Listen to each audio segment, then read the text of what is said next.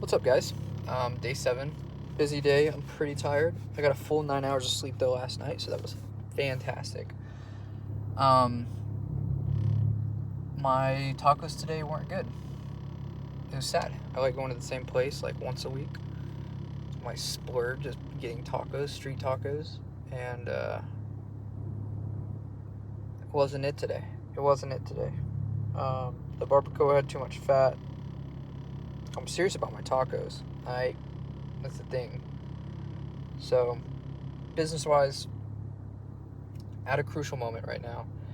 Every business decision, every business owner kind of has to make this decision a couple of times in the business, and this is like one for us right now. And because we pursue God more than we pursue money, the decision is very different for us than other business owners. I can focus on spending a bunch of dollars on marketing and getting a bunch of new clients and making more money, but at like a 70-80% satisfaction rate. Or I can not spend the marketing dollars yet, build a bit slower, get better cleaners, get better systems in place to make sure we're giving like Chick-fil-A level of service to our customers, and spend time building out systems to make sure cleaners and customers are taken care of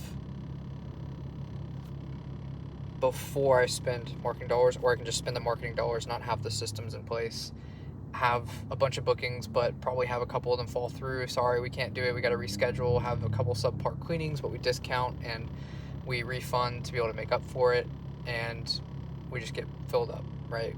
But we put off the level of the decision being made here is: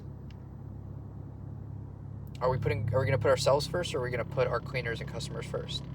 And so we're going to put our cleaners and customers first. We're going to build a little bit slower. We're going to hold off on spending more money on marketing for another week, 2 weeks, so let's get another cleaner on. Let's build automations that are going to take care of our customers better. Let's kind of build let's call them after cleans. We already have been, but let's systemize that call. Let's have an outline for how to go through that, make sure people are satisfied. What do we do when they're not satisfied, and not just do things off the cuff? How do we make sure we're not getting taken advantage of when we do that, because we are a business? All those kind of questions are what we're going to focus on, so that the customer is satisfied and we're putting them first. So these are, we kind of had this idea in my head of, and that's why, right there, review done. It's 5 stars, because we took care of him really well. I spent the time to talk to him. I didn't have to pressure him into a sale. If anything, I was like, hey man, you want to get off? Like, he called 3 or 4 days ago, and then we just did his clean today, and he left a review. He's extremely happy, wants it next month, wants to do monthly, and on the phone with him, we're just making sure we're the best option. If we're not, then I'm going to tell him straight up, and just got to know him, got to be personable, and instead of like right after the call, he's like, hey, let's just go ahead and do it. Let's just give it a shot.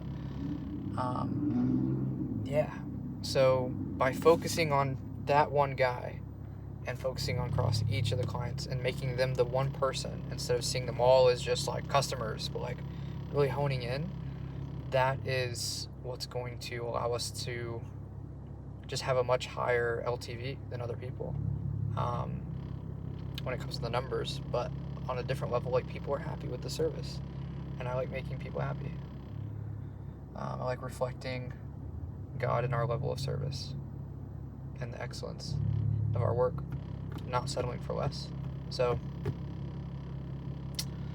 I'm gonna hone in on that, and then we'll spend some more dollar bills on marketing. I don't know why I said that or did that way.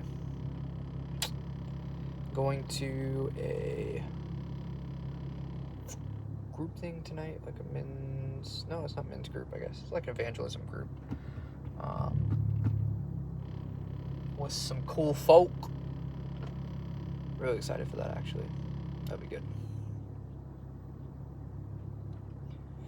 gonna be honest, I just like working right now, and it was hard for me to pull away to do this and to like not get anything done during that time, clock out during that time, and like just focus on that. I think pridefully, probably, I feel like I don't need this. Like, I'm good with God. Like, God's good with me. It's settled, and I just want to do this thing that I just really have. Just like, this is the project. This is what I'm building, like, for God. Like, I don't want to pull away from that, but in the end, it's all for God. And I had to be real with myself and like be humble, and like I have no idea what I'm missing out on if I at least don't go and see what it's like and try it out. And the people that are vouching for it are people that are really I look up to in my life. So I'm gonna like, yeah, let's give it a shot, you know. Basically spiritual FOMO, I guess. I don't know. I hope you guys are living it up. I hope you guys are enjoying life. I hope you guys aren't forgetting to, you're not forgetting what this is all for. I was watching a video yesterday with my friend Logan that I made like 2 years ago called Find a Way to Remember, or Find Your Way to Remember, or A Way to Remember, I can't remember. But it's a video about, I go through, like, it's really cool. I like it a lot. It was a little fun project I had, but the point is find your way to remember. Like, remember why you're here. Remember what you've been through. Remember what you're going towards. Remember what God has brought you from. Don't forget. Like, don't get caught up in the day-to-day and the small tasks. Like, find your way to remember. And for me, that way is putting notes up on the wall, sticky notes, putting miracles, putting dreams, putting goals, putting past notes people have written to me, putting ideas, putting visions, like putting all that on a wall that, like, when I walk into my room, I walk by that wall and I see it. I used to write things in my mirror, like with a marker. Just things to make me think, make me remember, maybe question things and look differently. I think I'm scared to become rigid. I really want to stay flexible. I really want to always be curious, always be learning, never think I know it all, never be so rooted in what I believe that I don't listen to someone else and hear them out.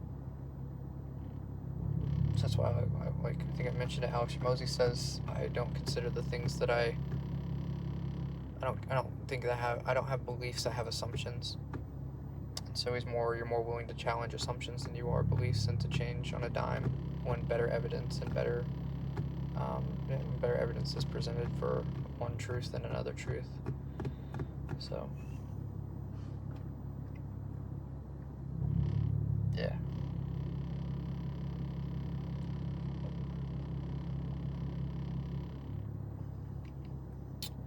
I never want to be rigid.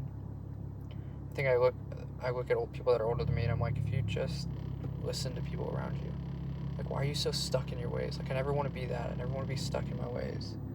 I always want to be open. Like, even right now, like, I'm trying to, I'm starting to feel old, man. I'm using ChatGPT, but I'm like, I'm seeing people with N8N, and I'm seeing people do things that, like, I know as a kid, like, I would be obsessed, like, I would be trying to do, and all these different things, and just try things out and see what it can do and play around. I never want to lose my ability to play. I just feel like my time is limited right now. But yeah, and think of all the time I could be wasting, right? Like writing stuff out, creating a whole entire customer follow-up experience, scripting it out, planning it out, when I can just go to ChatGPT. Heck, I could save more time doing ChatGPT agent, you know? Like, what if N8N was just running the whole thing? Like, I don't know what I don't know, and I don't want to be so confident in what I do know that I miss out on something that's even better than what I know. So I'm yapping. Love you guys. Peace.